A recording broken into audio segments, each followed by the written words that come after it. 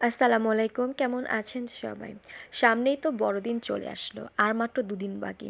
তো আমাদের এখানে যারা খ্রিস্টীয় ধর্মাবলম্বী আছে তাদের কাছে এই দিনটি খুবই স্পেশাল।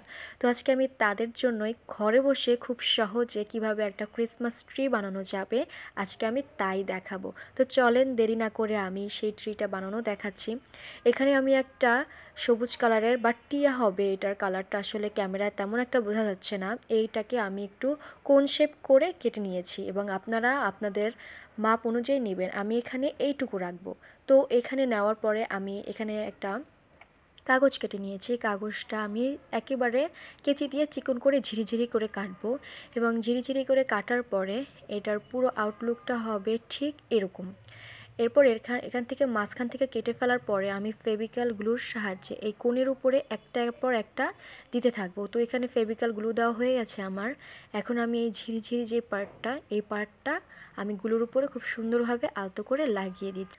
তো একটা লাগানোর পরে একটার উপরে আমি আরও একটা এবং আরও একটার পরে আমি আরও একটা এরকম করে আমার এখানে পার্ট হয়েছে মনে হয় ৮ থেকে ১০টা বা এর বেশি হতে পারে। আমি আসলে গুনি দিইনি। যতটুকু প্রয়োজন লেগেছে আমি ঠিক ততটুকুই দিয়েছি। আর যে বাকি অংশটুকু ছিল সেই অংশটুকু আমি কেটে বাদ দিয়েছি। ওই কাটা অংশটুকু আবার উপরে খুব ভালোভাবে ব্যবহার করা গেছে, কখনোই কোনো কাগজ ফেলা হয়নি।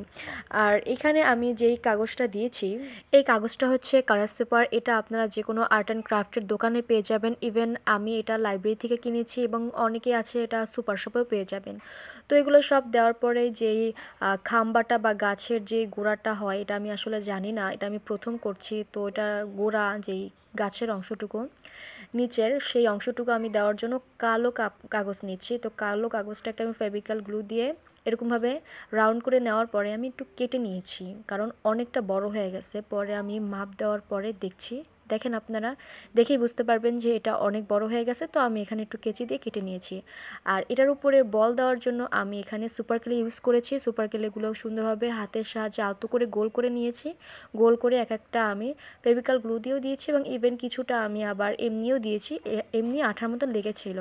তো এইভাবে আমি একটার পর একটা দিতেছিলাম এবং এগুলো অনেক টাইপের কালার আছে। তো ক্লে তো অনেক কালার থাকে। তো এখানে আমি আমার পছন্দ অনুযায়ী কালার দিয়েছি।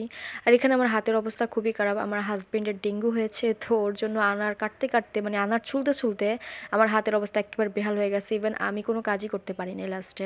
তো যাই হোক, লাস্টে আমি একটা স্টার দিয়ে দিচ্ছি। এই স্টারটা হচ্ছে একটা গ্লিটার পেপার। এটা গ্লিটার পেপারটা স্টার সাইজ করে কেটে আমি স্টার সাইজ করে দিয়েছি। তো এটা হচ্ছে ফাইনাল লুক। কেমন লেগেছে আপনাদের কাছে কমেন্ট করে অবশ্যই কিন্তু জানাবেন। আল্লাহ হাফেজ।